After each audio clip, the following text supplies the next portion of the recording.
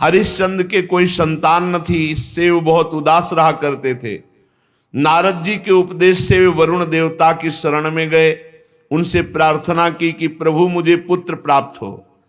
महाराज मेरे वीर पुत्र होगा तो मैं उसी से आपका यजन करूंगा। वरुण देवता ने कहा ठीक है। तब वरुण की कृपा से हरिश्चंद्र के रोहित नाम का पुत्र हुआ। पुत्र होते ही वरुण ने आकर कहा हरिश्चंद्र तुम्हें पुत्र प्राप्त हो गया, अब इसके द्वारा मेरा यज्ञ करो। हरिश्चंद्र ने कहा जब आपका ये रोहित 10 दिन से अधिक का हो जाएगा तब यज्ञ योग्य होगा। 10 दिन बीतने पर वरुण जी ने आकर के आप मेरा यज्ञ करो। हरिश्चंद्र ने कहा जब आपका ये रोहित मुंह में दांत निकल आएंगे तब यज्ञ के योग्य होगा।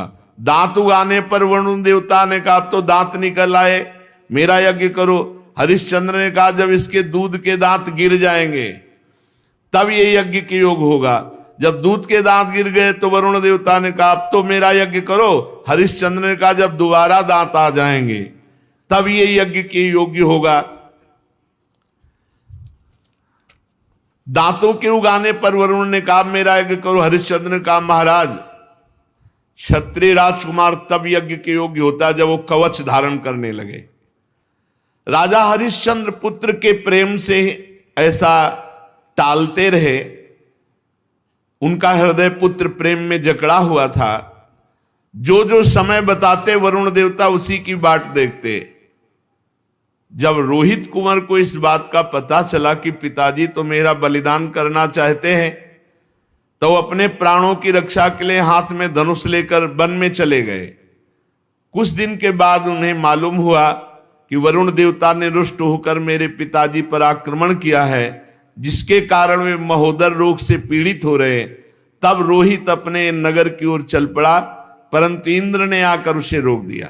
कहा बेटा रोहित यज्ञ पशु बनकर मरने की अपेक्षा है पवित्र तीर्थ और क्षेत्रों का सेवन करते हुए पृथ्वी में विचरण करना। इंद्र की बात मानकर वो 1 वर्ष तक और वन में ही रहे। इस प्रकार दूसरे, तीसरे, चौथे और 5वें वर्ष जहां जाने का विचार करते तो इंद्र देवता कोई न कोई रूप रख कर आते और उसे रोक देते। 6 वर्ष तक रोहित वन में ही रहे। 7वें वर्ष जब वो अपने नगर को लौटने लगे तो उसने अजीगर्त से उनके मंझले पुत्र शुनासेप को मोल ले लिया और उसे यज्ञ पशु बनाने के लिए अपने पिता को सौंपकर उनके चरणों में नमस्कार किया। तब परम यशस्वी श्रेष्ठ चरित्र वाले राजा हरिश्चंद्र ने महोदर रोग से छूटकर पुरुषमेध यज्ञ के द्वारा वरुण आदि देवताओं का यजन किया। उस यज्ञ में विश्वामित्र जी होता हुए, परम संयमी जमदग्नि जी ने अध्वर्यु का काम किया, वशिष्ठ जी ब्रह्मा बने, अयास्य मुनि सामगान करने वाले उद्गाता बने। उस समय इंद्र ने प्रसन्न होकर हरिश्चंद्र को एक सोने का रथ दिया। आगे चलकर मैं शुनासेप का महात्मा वर्णन करूंगा। हरिश्चंद्र को अपनी पत्नी के साथ सत्य में दृढ़ता पूर्वक स्थित देकर विश्वामित्र जी बहुत प्रसन्न हुए। विश्वामित्र जी ने बड़ी कठोर परीक्षा ली हरिश्चंद्र जी की। एक दिन महाराज हरिश्चंद्र जी अपने राज्य के वन में भ्रमण कर रहे थे तो आवाज आई कुछ स्त्रियों की, रक्षा करो, रक्षा करो। महाराज हरिश्चंद्र ने विचार किया कि हमारे राज्य में कोई बेविचारी तो है नहीं जो ऐसा कर सके। उनके राज्य में कोई ऐसा नहीं था।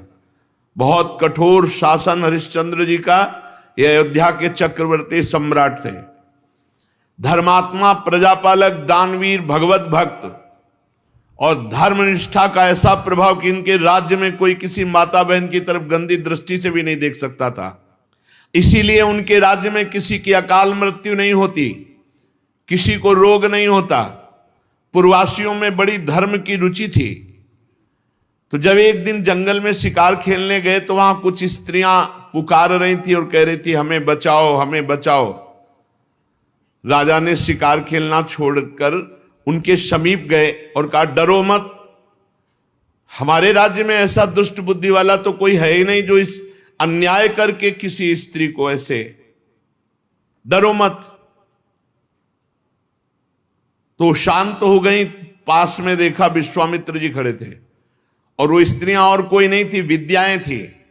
जो अपने तपोबल से समस्त विद्याओं को अधीन विश्वामित्र जी कर रहे थे।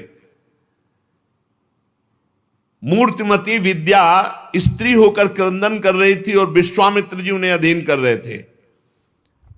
जब उन्होंने कहा ऐसा कोई दुष्ट बुद्धि वाला हमारे राज्य में है ही नहीं, कौन है जो तुम्हें सता रहा है? तो विश्वामित्र जी ने कहा सता तो हम रहे, तो दुष्ट बुद्धि के हम हुए। और भारी क्रोध आ गया। जो ही क्रोध आया सो तप में क्रोध आना हानि का विषय, विद्याएं सब अंतर ध्यान हो गई।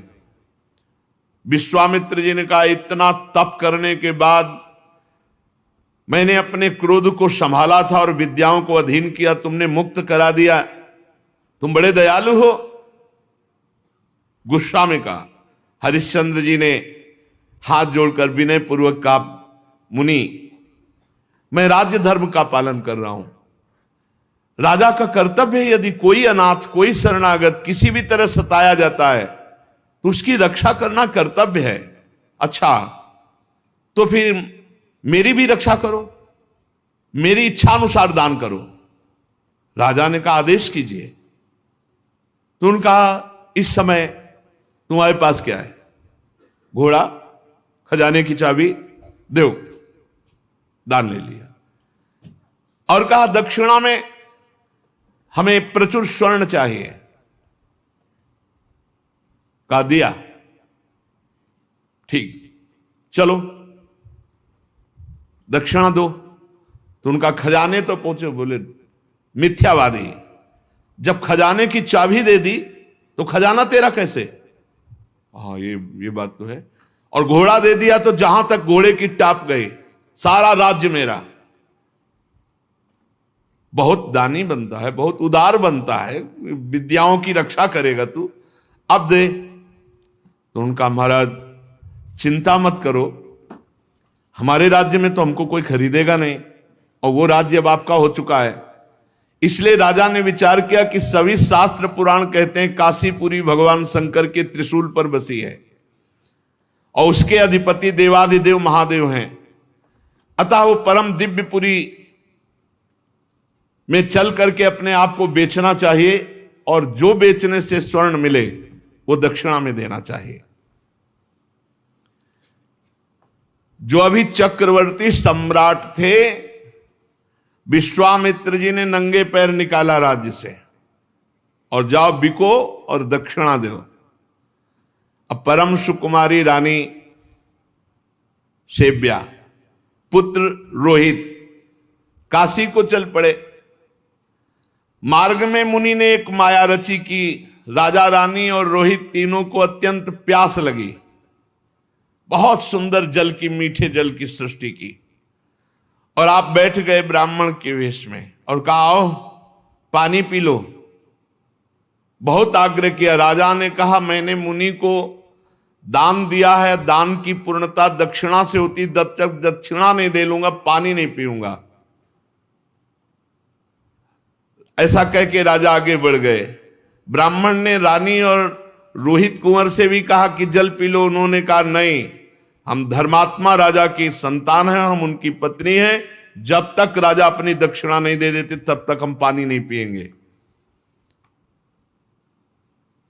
ब्राह्मण ने कहा झूठ, राजा तो जल पी गए, तुम लोग क्यों जल नहीं पियोगे? तो उन्होंने कहा कि वो परम स्वतंत्र हैं, वो पी सकते हैं, लेकिन जब तक वो मुझे आदेश नहीं करेंगे मैं नहीं पीऊंगा। और झूठ बोला था कि वो पी गए। विश्वामित्र जी ने परीक्षा ली थी, बड़े प्रसन्न हुए और कहा जाओ जिस कार्य के लिए जा रहे हो। 1 महीने की अवधि मांगी थी, 1 दिन शेष रह गया। अब यहां अयोध्या से काशी पैदल चल के जाना। विश्वामित्र जी ने कहा कि अगर तुमने हमारी दक्षिणा नहीं दी और समय पूरा हो गया तो मैं तुम्हें शाप दे दूंगा। आज का अंतिम दिन है। हरिश्चंद्र ने मुनि को प्रणाम किया और कहा अभी आधा दिन शेष है, अभी आप कुछ मत बोलिएगा, प्रयास करते हैं कोई मुझे खरीद ले। आपने इतने दिन प्रतीक्षा की और कर लीजिए, आधा दिन की ही तो बात है। मुनि अंतर्धान हो गए। राजा ने अपने बेचने का निश्चय करके पुकारा। साध्वी रानी ने कहा, महाराज अगर आप बिक जाएंगे तो मैं और पुत्र। तो उन्होंने कहा, देखो धर्म के लिए सब कुछ बलिदान है। अगर पूरी दक्षिणा नहीं पड़ी तो आपको भी बेच दूंगा, पुत्र को भी बेच दूंगा, अपने आप को बेच दूंगा।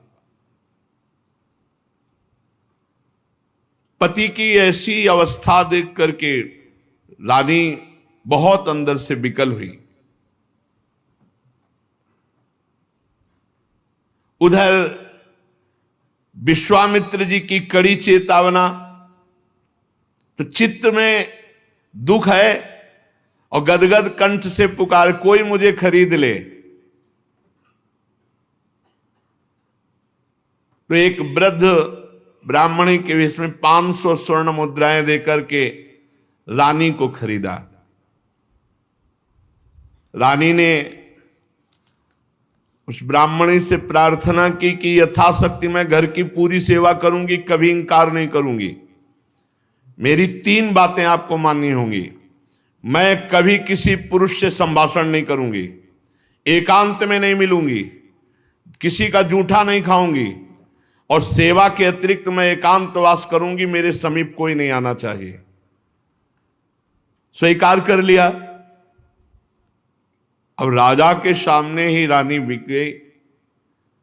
अब पुत्र को अंचल पकड़कर मां के संग जाते देख करके पहले तो बहुत हटाया, जब नहीं हटा तब कुछ स्वर्ण मुद्राएं देकर पुत्र को भी साथ में खरीद लिया। राजा अत्यंत दुख से व्यथित कि कहां राजकुमार और महारानी कैसे रहती थी, आज बिक करके सेवा में। विश्वामित्र जी याद हमके राजा ने प्राप्त धन कि हमने पुत्र और पत्नी बेच दिया, ये लीजिए। तो उनका शेष पूरा कौन करेगा? कहा, महाराज अभी मैं हूं ना, मैं अपने को आवाज लगाता हूं, कोई न कोई मिल ही जाएगा। तो उसी समय चांडाल खरीदने के लिए उपस्थित हुआ। विश्वामित्र जी की पूरी दक्षिणा दी। जब राजा को पता चला खरीदने वाला मेरे को चांडाल है, तो उन्होंने कहा, विश्वामित्र जी आपकी शाप की अग्नि से जलकर मरना ठीक है, लेकिन इस चांडाल की अधीनता मैं स्वीकार नहीं कर सकता।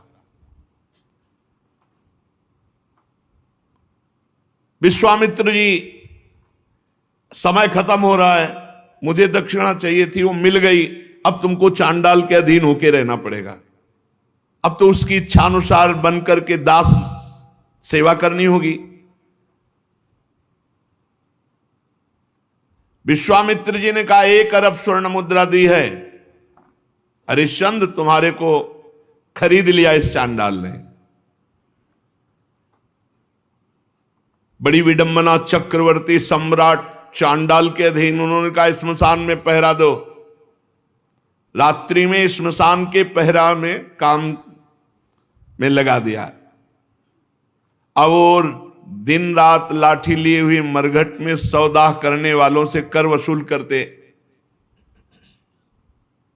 जहां सैकड़ों दासियां सेवा में रहती थी, वहां महारानी दासी बनकर के ब्राह्मणी के यहां सेवा में झाड़ू लगाना, घर लीपना, जल भरना, ये सब। और राजकुमार रोहित को भी सेवा दी गई थी, पुष्प चयन करके लाओ। विश्वामित्र जी को इतने पे भी संतोष नहीं हुआ। चांडाल की आज्ञा से नादों में जल भरते थे और विश्वामित्र जी उन नादों को फोड़ देते। जब जल बह जाता तो चांडाल आकर बहुत तिरस्कार करता हरिश्चंद्र का, हाथ जोड़े सर झुकाए खड़े रहते हरिश्चंद्र। एक दिन पुष्प चयन करने के लिए संध्या के समय राजकुमार रोहित गया तो वहां सर्प ने डस लिया। तत्काल प्राणांत हो गया बालक का। अब महारानी जिस पुत्र का मुख देखकर जीवित थी, वो पुत्र विधाता ने छीन लिया। दुख पे अपार दुख। रात्रि का घोर अंधकार, आकाश में मेघ आच्छन्न है। अकेली पुत्र के शव को लोग लेकर रोती हुई जा रही, वहां कोई साथ नहीं, कोई ब्राह्मणी साथ नहीं। श्मशान में पहुंची। हरिश्चंद्र जी ने देखा, अरे ये हालत हमारी पत्नी की धर्म के लिए, लेकिन मैं जब बिक चुका हूं तो अपने धर्म से नहीं हटूंगा। रानी विवश में ही रात में सौ लेकर श्मशान जब गई तो वहां बहुत जोर के रोती हुई हरिश्चंद्र से कहा कि तुम्हारा पुत्र पधार गया है, सर्प ने काट लिया है। हरिश्चंद्र बोले, श्मशान के स्वामी का पहले कर दो, फिर आपके लिए बिक गई हूं, आपके लिए बिकी हूं पुत्र के सहित। तो पुत्र पधार गया है, हमसे कह रहे हो कर दो, कहां से दूं, क्या है हमारे पास। अयोध्या नरेश चक्रवर्ती सम्राट महाराज हरिश्चंद्र वज्रपात मानो हो गया हो, लेकिन हिले नहीं, अपने धर्म में रहे। उन्होंने कहा कि तुम कल्पना भी नहीं कर सकती हो कि हरिश्चंद्र का हृदय इस समय कैसा है। देवी, आज्ञा का पालन अपने स्वामी को कर दिए बिना यहां हम सौदाह या प्रवाह नहीं होने देंगे। तुम अपने धर्म का पालन करो और मैं अपने धर्म का पालन करूंगा। देखो, तुम तनिक भी डिगना नहीं, भारी से भारी संकट आने पर भी तुम अपने धर्म में स्थित रहना, धर्म तुम्हारी रक्षा कर लेगा। सौ ढकने के लिए कोई वस्त्र तो था नहीं, तो अपने जो शरीर में वस्त्र था उसके पहला ही टुकड़ा करके लपेट कर लाई थी। पतिव्रता ने दूसरा उसी कपड़े का जैसा हिस्सा फाड़ा और कहा कि ये कर के रूप में ले लो। जे ही उन्होंने लिया तो विश्वामित्र जी प्रकट हुए और कहा कि आपने वो करके दिखाया, कोई मैं एक महात्मा के वचनों का पालन करने के लिए या धर्म के पालन के लिए इस तरह अपने जीवन को, राज्य को, परिवार को। उसी समय जो चांडाल ने खरीदा था वो प्रकट हुए और कहा, जानते हो मैं मूर्तिमान धर्म हूं, तुम्हें दास कौन बना सकता है। जो धर्मात्मा पुरुष है उसको किसी की त्रिभुवन में ताकत नहीं कि उसे दास बना सके।